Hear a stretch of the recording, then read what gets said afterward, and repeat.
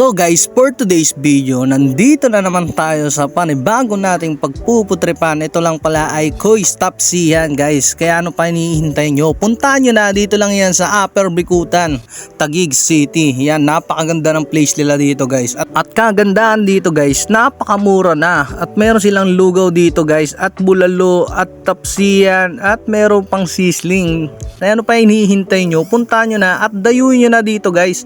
Kaya napakasarap at napaka-solid din guys ang order natin na pork silog. Syempre guys, di mawawala ang ating ketchup at toyo doon guys. Ayan guys, kakain na tayo. Unang subo dyan guys.